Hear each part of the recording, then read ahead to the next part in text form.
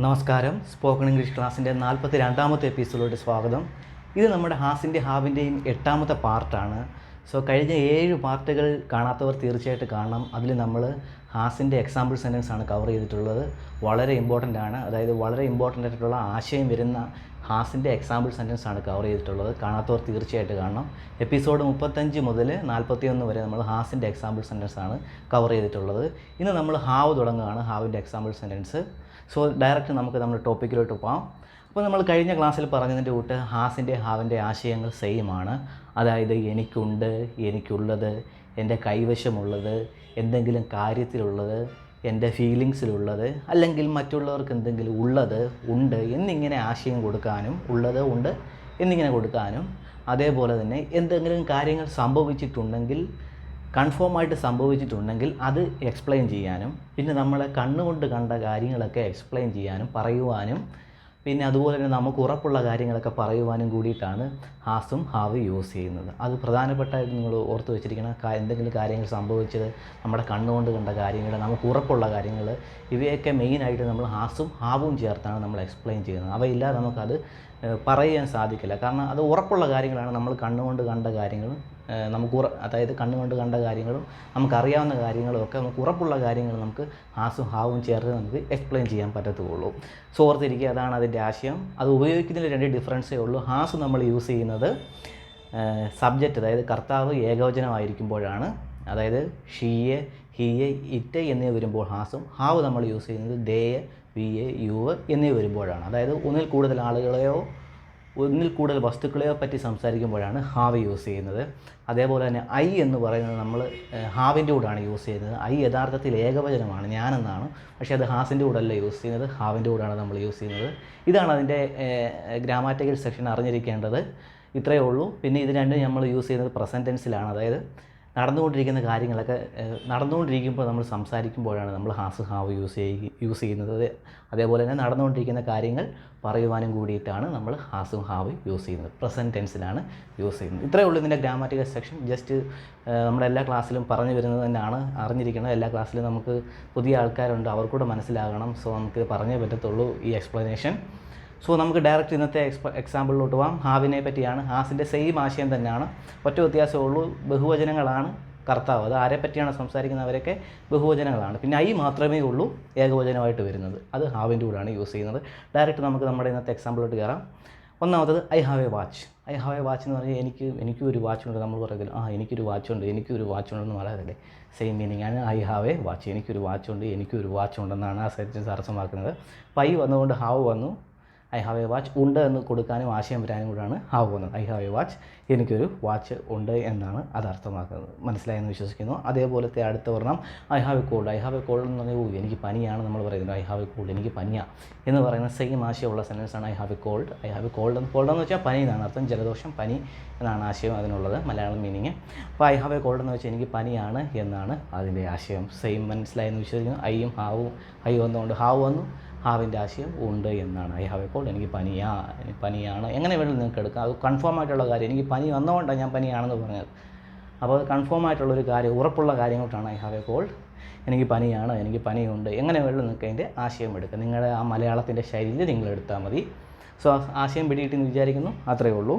അടുത്തത് I have a computer. I have a computer എന്ന് പറഞ്ഞാൽ എനിക്കൊരു കമ്പ്യൂട്ടർ ഉണ്ട് എന്നാണ് അതിൻ്റെ അർത്ഥം. നമുക്ക് കമ്പ്യൂട്ടറും മൊബൈലൊക്കെ കൊണ്ട് നമ്മൾ പറഞ്ഞു എനിക്ക് മൊബൈലുണ്ട്, എനിക്ക് കമ്പ്യൂട്ടറുണ്ട്, എനിക്ക് കാറുണ്ട്, എനിക്ക് വീടുണ്ട്. അതേപോലെ ഐ ഹാവ് എ കമ്പ്യൂട്ടർ, എനിക്കൊരു കമ്പ്യൂട്ടറുണ്ട് എന്നൊരു സെൻറ്റൻസാണത്. I have a computer. അപ്പോൾ ഹാവും വന്ന് മനസ്സിലായെന്ന് വിശ്വസിക്കുന്നു, ആശയവും മനസ്സിലായെന്ന് വിശ്വസിക്കുന്നു. ഉണ്ട് എന്ന് കൊടുക്കാൻ ഐ വന്നുകൊണ്ട് ഹാവും വന്നിരിക്കുന്നു. അടുത്ത ഒരു എക്സാമ്പിൾ അതേപോലത്തെ നമ്മൾ സാധാരണ സെമിനാറിലൊക്കെ പ്രോജക്റ്റിലൊക്കെ നമ്മൾ പങ്കെടുക്കുമ്പോൾ ആർക്കെങ്കിലും ക്വസ്റ്റ്യൻ ഉണ്ടോ എന്ന് അത് നടത്തുന്ന ആൾ ചോദിക്കുമല്ലോ. അപ്പോൾ നമ്മളും പറയത്തില്ലേ സാർ എനിക്കൊരു ക്വസ്റ്റ്യൻ ഉണ്ട് എന്ന് പറയുന്നത്. ആ ഒരു സെൻറ്റൻസാണ് ഐ ഹാവ് എ ക്വസ്റ്റ്യൻ. എനിക്കൊരു ക്വസ്റ്റ്യൻ ഉണ്ട്, എനിക്കൊരു ചോദ്യമുണ്ട് എന്നൊരു വേർഡാണത്. I have a question. Sir എനിക്കൊരു ക്വസ്റ്റ്യൻ ഉണ്ട് എന്നൊരു വേർഡാണ് ഐ ഹാവ് എ ക്വസ്റ്റ്യൻ എന്നൊരു സെൻറ്റൻസാണത്. മനസ്സിലായെന്ന് വിശ്വസിക്കുന്നു. ഹാവിൻ്റെ എക്സ്പ്രഷൻ മനസ്സിലായെന്ന് വിചാരിക്കുന്നു. ഐ വന്നുകൊണ്ട് ഹാവ് വന്നു. ഉണ്ട് എന്ന് ആശയം കൊടുക്കാനും കൂടെ ഹാവ് വന്നു. അത്രയേ ഉള്ളൂ അതിൻ്റെ ഗ്രാമാറ്റിക്കൽ അറിഞ്ഞിരിക്കേണ്ട സെക്ഷൻ. അത്രയേ ഉള്ളൂ. വളരെ സിമ്പിളാണ്. ഇതൊക്കെ നമ്മൾ ഡെയിലി യൂസ് ചെയ്യുന്നതാണ്. Don't worry. പ്രാക്ടീസ് ചെയ്യുക. ഇങ്ങനെ സെൻറ്റൻസുകൾ പ്രാക്ടീസ് ചെയ്യുക. നമുക്ക് എപ്പോഴും സംസാരിക്കേണ്ട സെൻറ്റൻസുകളാണ് ഇതൊക്കെ. സോ പ്രാക്ടീസ് ചെയ്തു. കാണുമ്പോൾ വളരെ സിമ്പിളായിട്ട് തോന്നും, പക്ഷേ ഇങ്ങനെ നമ്മൾ ഇംഗ്ലീഷ് സംസാരിക്കുന്നത് വളരെ സിമ്പിളായിട്ടാണ് നമ്മൾ ഭാഷകൾ സംസാരിക്കുന്നത്. വളരെ സിമ്പിളായിട്ടുള്ള വേർഡുകൾ ഉപയോഗിച്ചാണ് നമ്മൾ സംസാരിക്കുന്നത്. അത് 2 എക്സാമ്പിൾ കഴിയുമ്പോൾ നിങ്ങൾക്കത് മനസ്സിലാകും. കഴിഞ്ഞ ക്ലാസ്സിൽ ഞാൻ എക്സ്പ്ലെയിൻ ചെയ്തിട്ടുണ്ട് എന്തുകൊണ്ടാണെന്ന്. നമുക്ക് പോകാം, അടുത്തൊരു സെൻറ്റൻസിലോട്ട് പോകാം. Have you read this article? Have you read this article എന്ന് വെച്ചാൽ നമ്മൾ ചില പത്രത്തിലെ ലേഖനങ്ങളൊക്കെ, പത്രത്തിൽ ഒരാളെ പറ്റിയുള്ള വിവരങ്ങൾ, ന്യൂസൊക്കെ നമ്മൾ വീട്ടിൽ അല്ലെങ്കിൽ ഓഫീസിലൊക്കെ നമ്മൾ നമ്മുടെ സുഹൃത്തിനോട് ചോദിക്കും, നീ ഈ ന്യൂസ് നമ്മളെ പത്രം കയ്യിലെടുത്തിട്ട് നമ്മൾ പറയുമല്ലോ, നീ ഈ ലേഖനം അല്ലെങ്കിൽ ഈ വാർത്ത നീ വായിച്ചാൽ നമ്മൾ ചോദിക്കത്തില്ല. അങ്ങനത്തെ ഒരു ആശയമുള്ള സെൻറ്റൻസാണ് have you read this article. നീ റീഡ് വായിച്ചായിരുന്നോ, അതായത് വായിച്ചിട്ടുണ്ടോ എന്നൊരു ആശയമാണ് വരുന്നത്. അവിടെ നിങ്ങൾ കണ്ടോ, ഹാവ് ആദ്യമാണ് വന്നത്. ഹാവ് ആദ്യം വന്നുകൊണ്ടാണ് അതൊരു ക്വസ്റ്റ്യൻ രൂപത്തിലോട്ടായത്. Have you read this article? താങ്കൾ ഈ ആർട്ടിക്കിൾ വായിച്ചിട്ടുണ്ടോ എന്നൊരു ക്വസ്റ്റ്യനാണ്. ഇങ്ങനത്തെ ടൈപ്പ് ക്വസ്റ്റ്യനെ നമ്മൾ സാധാരണ ഇംഗ്ലീഷ് ഗ്രാമാറ്റിക്കൽ ആൾക്കാർ ഇൻട്രോഗേറ്റീവ് ടൈപ്പ് സെൻറ്റൻസ് എന്നാണ് പറയുന്നത്. അതായത് മറ്റുള്ളവരുടെ ഇൻഫർമേഷൻ അറിയാൻ താല്പര്യമുള്ള ടൈപ്പിലുള്ള questions. Have you read this article? നിങ്ങൾ ഇത് വായിച്ചിട്ടുണ്ടോ, ഈ ആർട്ടിക്കിൾ വായിച്ചിട്ടുണ്ടോ എന്നാണ് ആ സെൻറ്റൻസ് അർത്ഥമാക്കുന്നത്.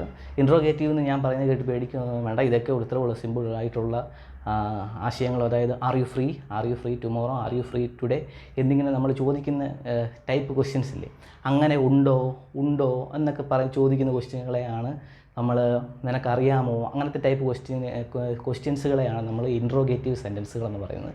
ഇംഗ്ലീഷ് ഗ്രാമർ സെക്ഷനൊക്കെ അറിയാവുന്നവർക്കറിയാം. അവർ ഗ്രാമർ പഠിക്കുന്നവർ അങ്ങനെ പഠിച്ചു വെക്കും. കാരണം ഗ്രാമാറ്റിക്കൽ എക്സാമൊക്കെ ഉണ്ട്, അതൊക്കെ അവർക്ക് പാസ്സാകാൻ വേണ്ടിയിട്ടാണ്. ജസ്റ്റ് ഞാൻ നിങ്ങൾ അറിയാൻ വേണ്ടി പറഞ്ഞതേ ഉള്ളൂ, ജസ്റ്റ് ഓർത്ത് വെച്ചിരിക്കുക. ഇൻട്രോഗേറ്റീവ് എന്ന് കേൾക്കുമ്പോൾ ഇനി പേടിക്കരുത്, ഇങ്ങനത്തെ ആശയം വരുന്ന സെൻറ്റൻസുകളാണ്. അപ്പോൾ ഇത് പറയുന്നത് have you read this article? നിങ്ങൾ ഈ ആർട്ടിക്കിൾ വായിച്ചിട്ടുണ്ടോ എന്നൊരു സെൻറ്റൻസാണത്. ഹാവ് വന്നപ്പോൾ ക്വസ്റ്റ്യൻ രൂപത്തിലായി. ഹാവ് നമ്മൾ ആദ്യം വെച്ചപ്പോൾ ക്വസ്റ്റ്യൻ രൂപത്തിലായി. മനസ്സിലായി എന്ന് വിശ്വസിക്കുന്നു. റീഡ് ദിസ് ആർട്ടിക്കിൾ വായിച്ചിട്ടുണ്ടോ എന്നൊരു ആശയമാണ്. ആർട്ടിക്കിൾ എന്ന് വെച്ചാൽ ലേഖനം എന്നാണ് അർത്ഥം. മനസ്സിലായെന്ന് വിശ്വസിക്കുന്നു. നമുക്ക് അടുത്ത ക്വസ്റ്റ്യനിലോട്ട് പോവാം. My grandparents have 2 kids. My grandparents have 2 pets എന്ന് പറയുമ്പോൾ നമ്മുടെ മുത്തച്ഛനും മുത്തച്ഛിയൊക്കെ അങ്ങ് കുറച്ച് ദൂരെയാണ് താമസിക്കുന്നത്. അപ്പോൾ നമ്മൾ സാധാരണ പറയുന്നത് എൻ്റെ മുത്തച്ഛനും മുത്തച്ഛിക്കും 2 പെറ്റ്സ് എന്ന് വെച്ചാൽ വീട്ടിൽ വളർത്തുന്ന മൃഗങ്ങളാണ്. അത് പട്ടിയോ പൂച്ചയോ കിളികളോ എന്തെങ്കിലും ആകാം. എൻ്റെ പേരൻസിന് വളർത്തുന്ന മൃഗങ്ങളുണ്ട് എന്ന് സംസാരിക്കുന്ന ഒരു സെൻറ്റൻസാണ് my grandparents have 2 pets. എൻ്റെ ഗ്രാൻഡ് പേരൻസ് എന്ന് വെച്ചാൽ നമ്മുടെ അച്ഛൻ്റെ അമ്മയുടെയും മാതാപിതാക്കൾ, മുത്തച്ഛനും മുത്തശ്ശിമാരും, അവർക്ക് പെറ്റ്സ് ഉണ്ടെന്ന് പറയുന്ന ഒരു സെൻറ്റൻസാണിത്. My grandparents have 2 pets. എൻ്റെ ഗ്രാൻഡ് പേരൻസിന് 2 പെറ്റ്സ് ഉണ്ട് എന്ന് ഒരാൾ പറയുന്ന, അല്ലെങ്കിൽ കുട്ടികൾ പറയുന്ന ഒരു സെൻറ്റൻസാണിത്. അപ്പോൾ അവിടെ ഹാവിൻ്റെ അർത്ഥം മനസ്സിലായല്ലോ, ഉണ്ട്, പെറ്റ്സ് ഉണ്ട് എന്ന് പറയുന്ന ആശയം കൊടുക്കാൻ കൂടിയിട്ടാണ്. അപ്പോൾ ഗ്രാൻഡ് പേരൻസ് മുത്തച്ഛനെയും ചേർത്ത് പറഞ്ഞതുകൊണ്ടാണ് അവിടെ ഹാവും വന്നത്. അപ്പോൾ അവിടെ ഒരു ബഹുവചനത്തിൻ്റെ ആശയം വന്നു. മുത്തച്ഛനെയും മുത്തച്ഛിയും കൂടെ ചേർത്ത് പറഞ്ഞതുകൊണ്ടാണ് അവിടെ ഹാവും കൂടെ വന്നത്. അപ്പോൾ അത് അത്രയേ ഉള്ളൂ. മനസ്സിലായി എന്ന് വിശ്വസിക്കുന്നു. എളുപ്പമാണ്. നമുക്ക് അടുത്ത സെൻറ്റൻസിലോട്ട് പോകാം. നമ്മൾ പറയത്തില്ല, നമ്മൾ ക്ലാസ്സിലൊക്കെ സ്കൂളിലൊക്കെ പഠിക്കുമ്പോൾ നമ്മുടെ അല്ലെങ്കിൽ നമ്മുടെ നെക്സ്റ്റ് ക്ലാസ്സിൽ അവർക്ക് എക്സാമൊക്കെ ഉണ്ട്. അപ്പോൾ അവർക്ക് എക്സാം ഉണ്ടെന്ന് നമ്മൾ പറയുന്നത് എങ്ങനെയാണ്? They have a test tomorrow. അവർക്ക് നാളെ പരീക്ഷയുണ്ട്. They have a test tomorrow. നാളെ അവർക്ക് ഒരു ടെസ്റ്റ് ഉണ്ട് എന്നുള്ളൊരു സെൻറ്റൻസാണ് താഴെ എഴുതിയിരിക്കുന്നത്. They have a test tomorrow. അവർക്ക് നാളെ ഒരു എക്സാം ഉണ്ട് എന്ന് പറയുന്ന ഒരു സെൻറ്റൻസാണ് അവിടെ എഴുതിയിരിക്കുന്നത്. They have a test tomorrow. മനസ്സിലായി എന്ന് വിശ്വസിക്കുന്നു. ദേ വന്നുകൊണ്ടാണ് അവിടെ ഹാവ് വന്നത്. ഉണ്ട് എന്നുള്ള ആശയം കൊടുക്കാനും കൂടിയാണ് അവിടെ ഹാവ് വന്നത്. അത്രയേ ഉള്ളൂ അവിടെ ഹാവിൻ്റെ ഫംഗ്ഷൻ. സോ നമുക്ക് അടുത്ത സെൻറ്റൻസിലോട്ട് പോകാം. ഇപ്പം നമ്മുടെ വീടിനടുത്ത് ഒരു ഫാമിലിക്ക് ഒരുപാട് ബസ്സുകളൊക്കെ ഉള്ള ഫാമിലിയാണ്. ബസ് സർവീസും അങ്ങനെ ഭയങ്കര സംഭവമായിട്ടുള്ളൊരു ഫാമിലിയാണ്. അപ്പോൾ അവരുടെ ഫാമിലി ആ വീടിനെ കണ്ട് നമ്മുടെ മാതാപിതാക്കളോട് പറയുക, അല്ലെങ്കിൽ നമ്മുടെ ബ്രദറിനോട് ദേ ഹാവ് ബസ്, അല്ലെങ്കിൽ സുഹൃത്തുക്കളോട് പറയുക ദേ ഹാവ് ബസ്സസ്, അവർക്ക് ബസ്സുകളൊക്കെ ഉണ്ട് എന്നൊരു ആശയമാണ് തൊട്ടടുത്ത സെൻറ്റൻസിൽ കൊടുത്തിരിക്കുന്നത്. ദേ ഹാവ് ബസ്സസ്, അവർ ബസ്സുകളൊക്കെ ഉണ്ട് എന്ന് പറയുന്ന ഒരു ആശയമുള്ള സെൻറ്റൻസാണ് കൊടുത്തിരിക്കുന്നത്. ദേ വന്നുകൊണ്ടാണ് ഹാവ് വന്നത് എന്ന് മനസ്സിലായെന്ന് വിശ്വസിക്കുന്നു. ഉണ്ട് എന്ന ആശയം കൊടുക്കാനും കൂടാണ് ഹാവ് വന്നത്. അപ്പോൾ ആ സെൻറ്റൻസിൻ്റെ തൊട്ട് ഒരു ഫോളോ സെൻറ്റൻസാണ് ഞാൻ അടുത്ത സെൻറ്റൻസിൽ കൊടുത്തിരിക്കുന്നത്. അപ്പം ഞാൻ എൻ്റെ സുഹൃത്തിനോട് പറഞ്ഞു അവർക്ക് കുറേ ബസ്സുകളുണ്ടെന്ന് ഞാനിങ്ങനെ പറഞ്ഞു. അപ്പോൾ എൻ്റെ സുഹൃത്ത് പറയും അവർക്ക് ബസ്സുകളില്ല എന്നൊരു സെൻറ്റൻസ്, നെഗറ്റീവ് സെൻറ്റൻസാണ് താഴെ കൊടുത്തിരിക്കുന്നത്. ദേ ഡോണ്ട് ഹാവ് ബസ്, അവർക്ക് ബസ്സുകളൊന്നുമില്ല എന്നൊരു നെഗറ്റീവ് സെൻറ്റൻസാണ് താഴെ എഴുതിയിരിക്കുന്നത്. അപ്പോൾ അവർക്ക് ബസ്സുകളില്ല എന്ന് പറയുന്നതിന് ഞാൻ എന്താ അവിടെ ചേർത്തെന്ന് വെച്ചാൽ ഡോണ്ട് ഹാവ് എന്നാണ് ചേർത്തത്. Don't have, they don't have buses. അതേപോലെ തന്നെ എനിക്ക് ഡോണ്ട് ഹാവിന് പകരം ഡയറക്റ്റ് ഇങ്ങനെയും പറയാം. അതാണ് തൊട്ട് അതിനോട് ചേർന്ന് എഴുതിയേക്കുന്നത്. They have no buses. They have no bus എന്ന് വെച്ചാൽ അവർക്ക് ബസ്സുകളില്ല എന്ന് അങ്ങനെയും എനിക്ക് പറയാം. ദേ ഹാവ് കഴിഞ്ഞിട്ട് നോ ചേർത്താൽ മതി, നോ ബസ്സസ് എന്ന് അങ്ങനെയും നമുക്ക് പറയാം. പക്ഷെ അങ്ങനെ ഞാൻ ഇപ്പോൾ 2 മെത്തേഡിൽ ഇല്ല എന്ന് പറഞ്ഞിട്ടുണ്ട്. ദേ ഡോണ്ട് ഹാവ് ബസ് എന്നും ദേ ഹാവ് നോ ബസ് എന്ന് 2 എക്സാമ്പിൾ പറഞ്ഞിട്ടുണ്ട്.